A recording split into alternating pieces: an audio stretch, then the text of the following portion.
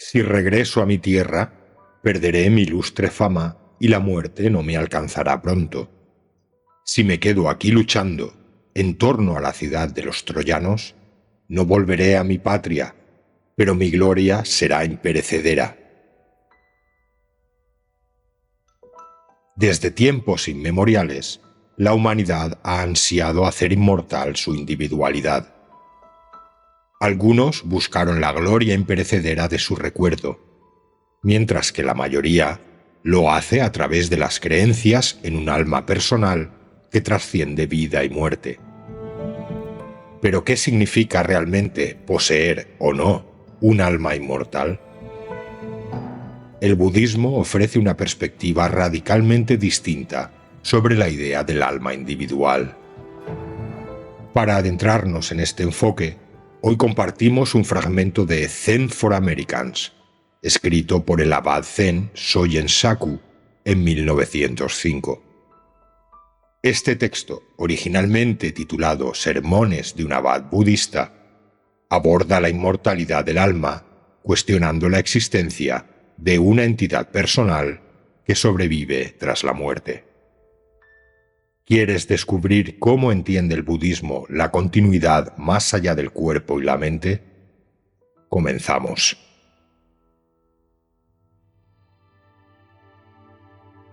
Uno de los muchos temas que a menudo se me pide responder desde el punto de vista budista es el de la inmortalidad del alma. Pensando que esto también podría interesarte, deseo presentar aquí mi punto de vista sobre la cuestión. Parece que todo depende de la concepción del alma.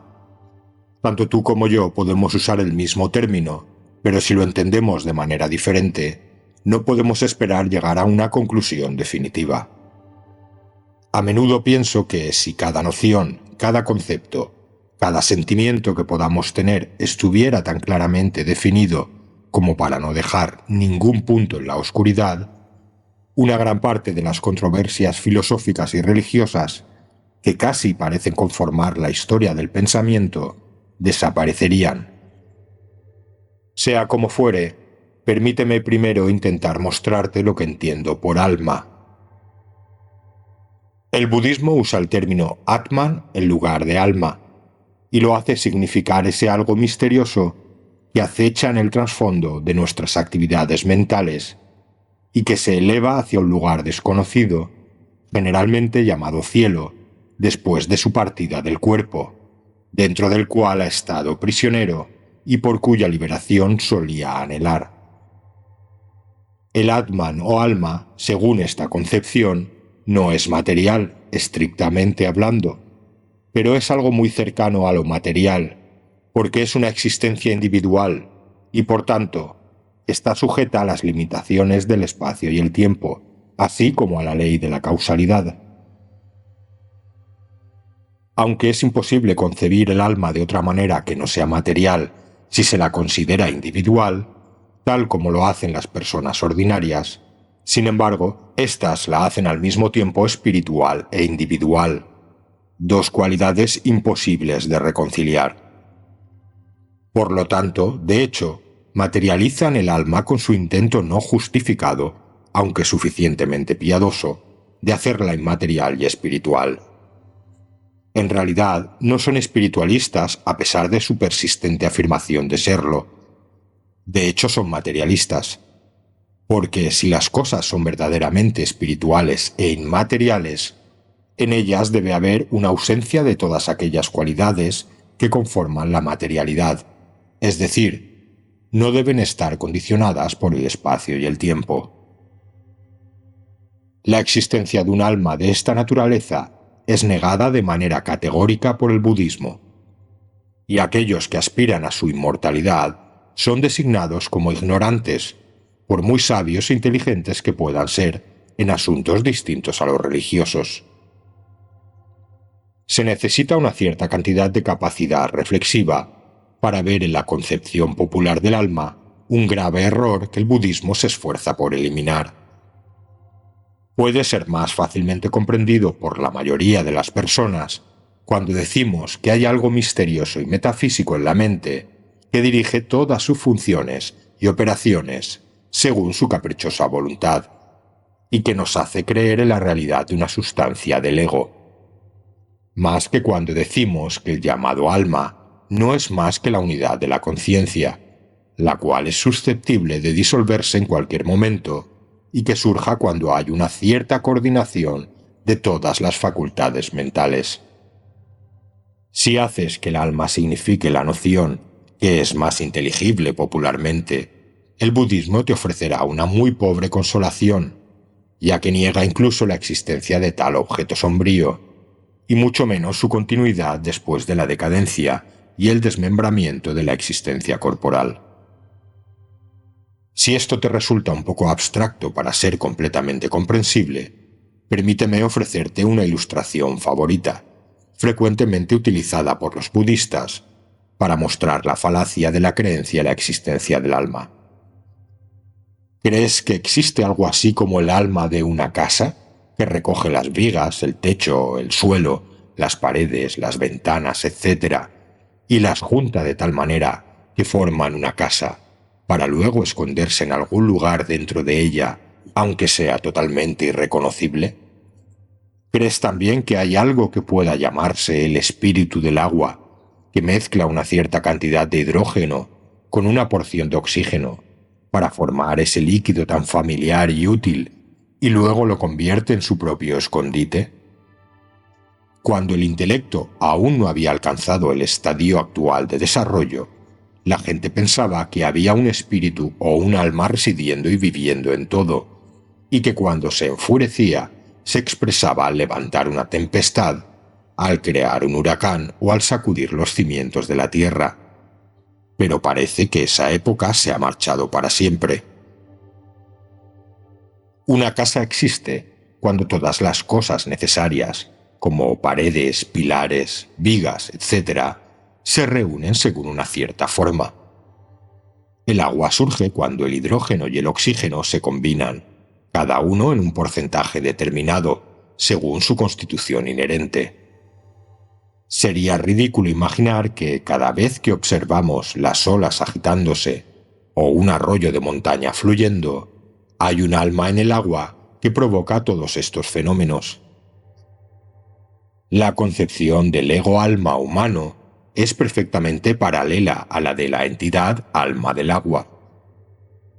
Si las olas, las cataratas, los remolinos o las fuentes son posibles sin presumir la existencia de un ego-agua, ¿por qué hipostasiamos la mentalidad y concebimos el ego como una realidad última?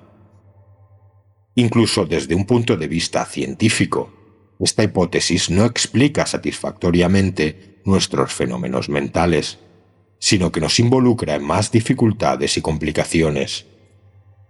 Por lo tanto, aquellas que anhelan la inmortalidad del alma están persiguiendo una fata morgana que se desvanece en la nada cuando se acerca.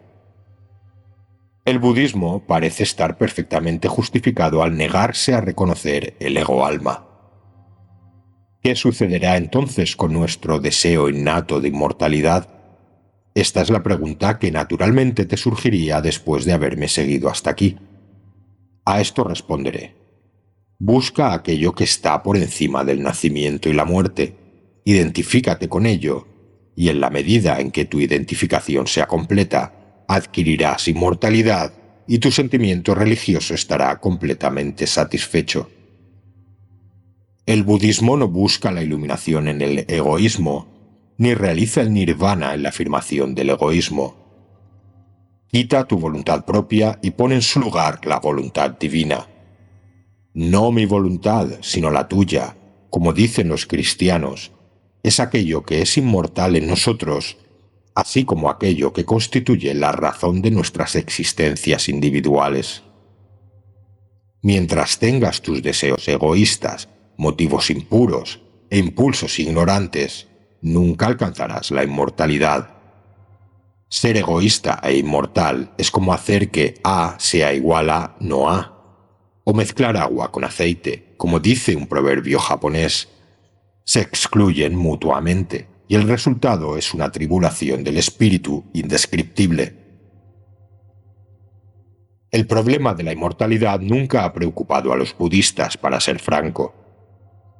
Cuando nos preguntaron por primera vez sobre ello, no sabíamos exactamente cómo abordarlo, ya que los budistas están acostumbrados a mirar el asunto desde un punto de vista totalmente diferente. Su primer esfuerzo es comprender el todo, dejando los detalles para después. Primero quieren capturar aquello que es inmutable, que está por encima de la transitoriedad de los fenómenos. Cuando esto se logra, encuentran que ellos mismos son parte integral de ese algo imperecedero. Aunque mortales como seres individuales y particulares, son una manifestación del gran todo, y como tal seguramente sobrevivirán a todas las formas de cambio y transformación.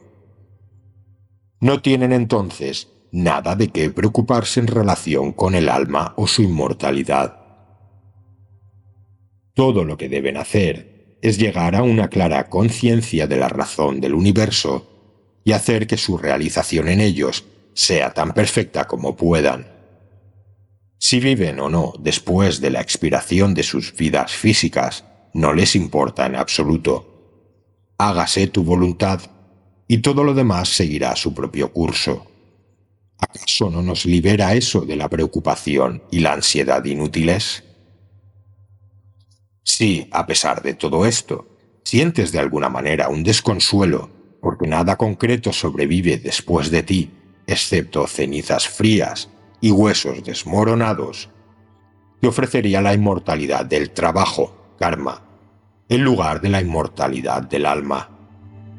O podríamos decir que lo que deseas entender como alma no existe en la entidad del ego, sino en el trabajo que haces, en el sentimiento que sientes, en el pensamiento que piensas. Y si todo esto está de acuerdo con tu voluntad que dispone, eso será lo que quede después de ti. Es decir, vivirás para siempre en ellos. Cuando estamos frente a un lienzo pintado por un gran artista, no sentimos la presencia del artista, ya que sus ideas y sentimientos están encarnados en él. ¿No podemos decir que el artista sigue vivo en su obra? No sabemos si su alma ha ascendido al cielo y está disfrutando de la felicidad celestial, pero sabemos con certeza que sigue viviendo entre nosotros e inspirándonos hacia ideales más elevados de vida. ¿Prefieres la inmortalidad del alma, tal como se entiende popularmente, a este tipo de inmortalidad que he tratado de exponer aquí? Si es así, no tengo nada más que decir, salvo que la inmortalidad del trabajo, el hecho, el pensamiento o el sentimiento parece estar más en consonancia con los resultados de las investigaciones científicas modernas. Y no solo eso, sino que también parece ser más satisfactoria para nuestra conciencia religiosa. Antes de concluir, hay algo que me gustaría preguntar a los creyentes en un alma materialista e individual y su inmortalidad. ¿Qué deseas hacer en el cielo cuando se te reciba allí después de haber terminado tu carrera terrenal? ¿Es tu deseo sentarte tranquilamente junto al Padre y entre el anfitrión de seres celestiales y disfrutar pasivamente de bendiciones inexpresables? Si este es tu deseo de inmortalidad individual, no puedo ver el propósito y el significado de esta vida en la Tierra. La historia de la civilización parece perder su sentido cuando estás lejos de aquí. Los budistas piensan de manera diferente que los cristianos en este respecto. Consideramos nuestra existencia aquí abajo como una especie de eslabón en la cadena eterna de la revelación divina en el universo. No hemos venido a la Tierra, cada uno de forma singular y separada, solo para afirmar nuestra individualidad, sino que nuestros destinos están profundamente vinculados a nuestros ancestros y su civilización, así como a nuestros sucesores y su destino. Lo que somos hoy se debe al karma de nuestros predecesores y al mismo tiempo determinará el destino de la posteridad. Si no logramos enriquecer y ennoblecer nuestra herencia espiritual, que originalmente vino de la mano del Dharmakaya, ignoramos por completo el significado de la historia de la humanidad. Desatendemos por completo nuestra responsabilidad hacia nuestros antepasados y nuestros descendientes. No debemos ir al cielo para disfrutar egoístamente de nuestra inmortalidad individual. Por el contrario, debemos permanecer donde estamos y cooperar unos con otros para ennoblecer y enriquecer nuestra vida terrenal. No debemos ser ingratos con lo que nuestros ancestros hicieron por nosotros, ni debemos ser indiferentes al bienestar y la iluminación de las generaciones venideras. Debemos comportarnos noblemente, pensar racionalmente, sentir desinteresadamente y vivir en este karma que perdura para siempre, incluso después de la disolución de esta existencia física.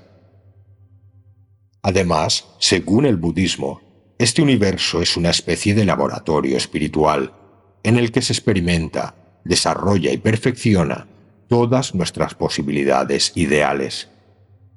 Cuando este ropaje material se desgasta después de un largo uso, lo desechamos, nos ponemos uno nuevo y aparecemos en el mismo laboratorio y no en ningún otro lugar, ni siquiera en el cielo, como nuestros propios sucesores.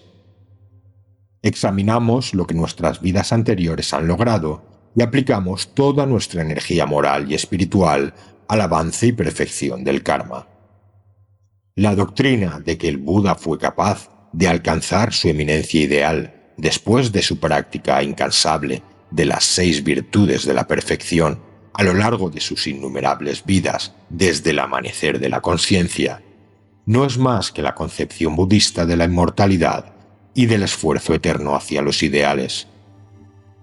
Por lo tanto, no vayamos a ningún otro lugar después de la muerte, incluso si un benefactor indulgente intentará persuadirnos para unirnos a sus huestes celestiales, sino que permanezcamos en este universo, permitamos que el karma que hemos acumulado aquí dé sus frutos y sea llevado a una feliz consumación, porque no somos lo suficientemente fuertes como para soportar la grave acusación que podría hacernos la posteridad de haber esparcido todo nuestro preciado legado ancestral a los 4 vientos.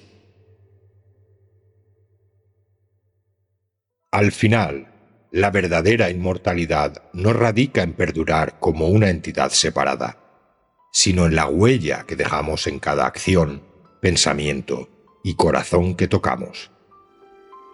Nuestros actos son el legado que permanece en el mundo. Incluso después de la disolución de nuestro cuerpo, seguimos latiendo en nuestros descendientes y en la historia compartida de la humanidad. Como dijo Pericles, lo que dejas atrás no es lo que está grabado en monumentos de piedra, sino lo que está tejido en la vida de los demás. Que cada paso que demos sea un hilo más en ese tejido infinito.